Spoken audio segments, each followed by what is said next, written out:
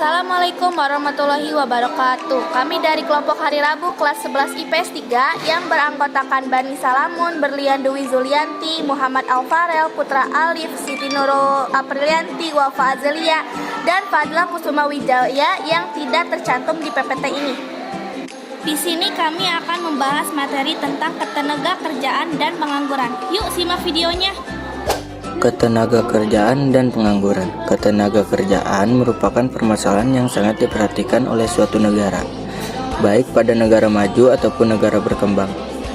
Pada negara berkembang, ketersediaan tenaga kerja begitu melimpah, akan tetapi lapangan pekerjaan tidaklah tersedia sehingga permasalahan yang biasanya dihadapi negara berkembang adalah masalah pengangguran.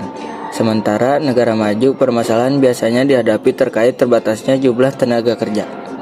1. Ketenagakerjaan. Ketenagakerjaan adalah segala sesuatu yang berhubungan dengan tenaga kerja secara keseluruhan.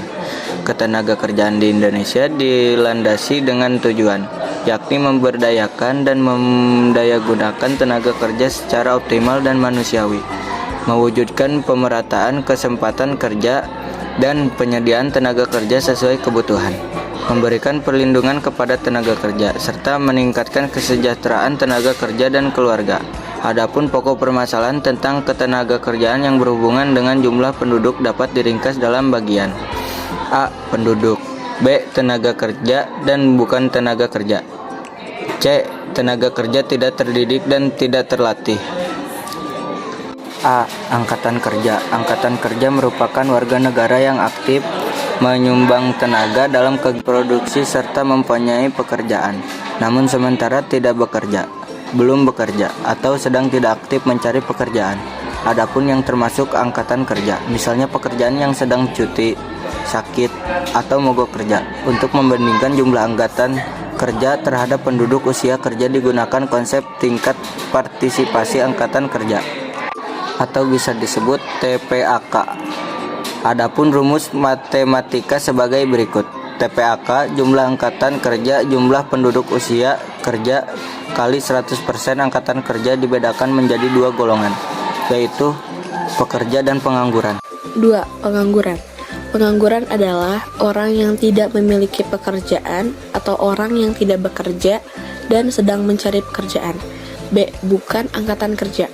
Bukan angkatan kerja adalah warga negara yang tidak aktif dalam menyumbangkan tenaga di kegiatan produksi. Bukan angkatan kerja meliputi penduduk usia kerja yang tidak bekerja karena alasan masih dalam proses pendidikan, mengurus rumah tangga, dan lainnya seperti mereka yang pensiun atau cacat jasmani.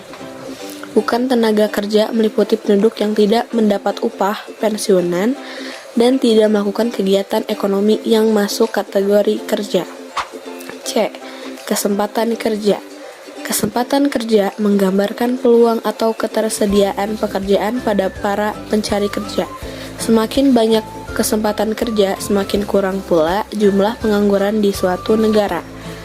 D. Sistem upah. Jika berbicara mengenai ketenagakerjaan, tentunya tidak terlepas dari sistem upah. Sistem upah diatur sedemikian juga dalam undang-undang tujuan untuk melindungi hak dan kesejahteraan pekerja. 1. Pengertian upah. Upah adalah imbalan atau balas jasa kepada tenaga kerja atas faktor produksi yang diberikan menurut suatu perjanjian kerja yang disepakati. Adapun definisi menurut Undang-Undang Nomor 13 Tahun 2003 tentang Ketenagakerjaan Pasal 1 Ayat 30 adalah hak pekerja buruh yang dinyatakan dengan dalam bentuk imbalan dan pengusaha atau memberi kerja atau pekerja atau buruh yang ditetapkan dan dibayarkan menurut suatu perjanjian kerja. 2. Faktor-faktor yang mempengaruhi upah. Tingkat upah di suatu negara berbeda-beda, ada yang tinggi dan ada pun yang rendah. 3. Upah minimum regional atau UMR. Upah minimum regional adalah suatu standar minimum yang digunakan oleh para pengusaha atau pelaku industri untuk memberikan upah kepada para pegawai, karyawan atau buruh di dalam lingkungan usaha atau kerjanya. Pengertian pengangguran. Pengangguran adalah golongan angkatan kerja yang tidak bekerja atau penduduk usia kerja yang sedang tidak bekerja, tetapi sedang mencari pekerjaan atau mempersiapkan suatu usaha baru. Penyebab terjadinya pengangguran di suatu negara pada dasarnya dapat diklasifikasikan menjadi dua penyebab, yakni sebab umum dan sebab khusus. Berikut penjelasan terkait kedua penyebab tersebut. 1.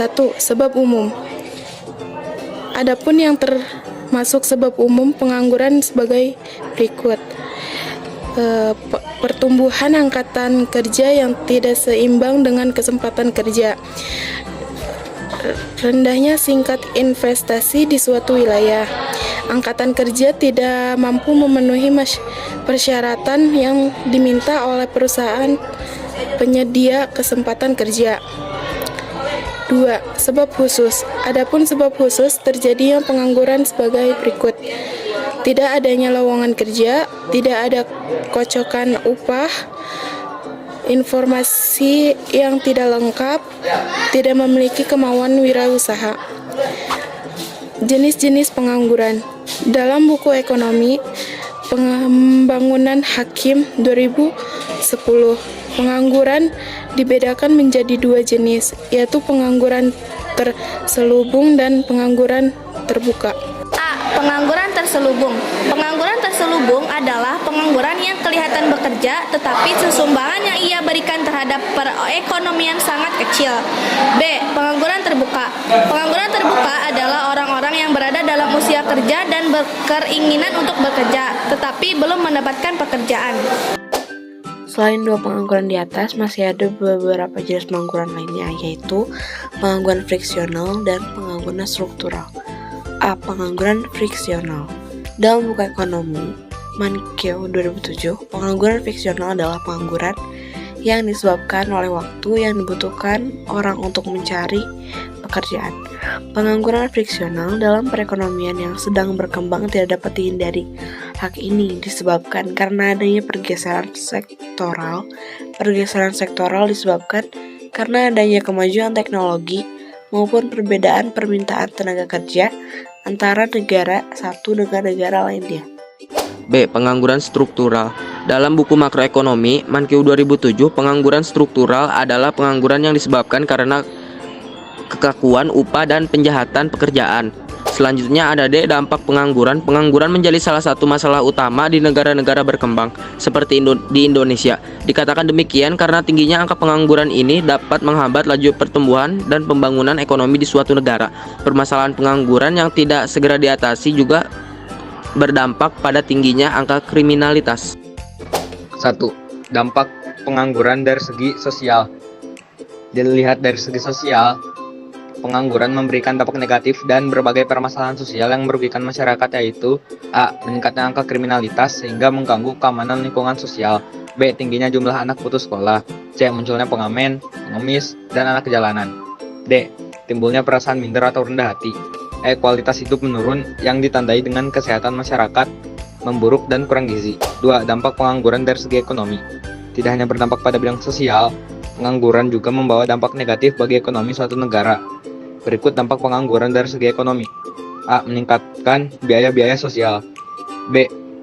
Pengangguran akan menghambat investasi karena menurunnya jumlah tabungan masyarakat. C. Menurunnya angka pendapatan nasional akibat turunnya perolehan produk domestik brut akibat tingginya angka pengangguran. D. Menyebabkan kelesuan dalam aktivitas ekonomi akibat turunnya daya beli masyarakat. 3. Dampak pengangguran bagi pembangunan ekonomi nasional.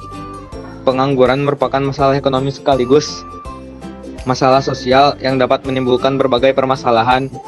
Misalnya, masyarakat tidak memaksimalkan kemakmuran, menyebabkan pendapatan pokok pemerintah. Angka pengangguran dapat memicu semakin bertambahnya tindak kriminalitas.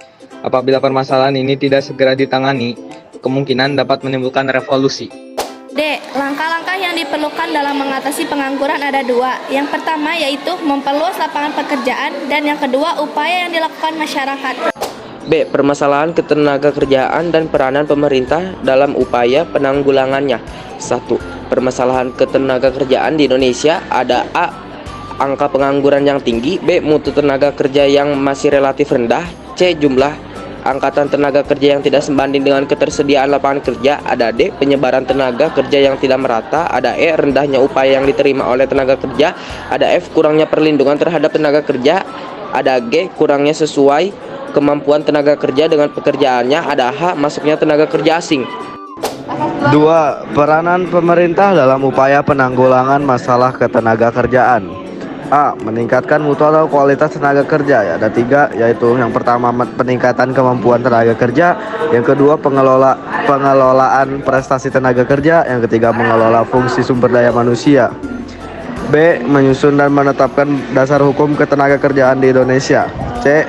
Penetapan upah minimum. D. Usaha perluasan lapangan kerja. Penanggulangan masalah ketenaga kerjaan yaitu ada dalam negeri dan luar negeri. Yang pertama ada yang di dalam negeri. Yang A, memberi perlindungan kepada industri di dalam negeri. B, membantu dan mendorong usaha wira swasta. C, pemberian kredit dengan bunga rendah untuk merangsang peningkatan mutu kegiatan industri di dalam negeri. D, pembangunan diupayakan untuk menyerap tenaga kerja lebih banyak.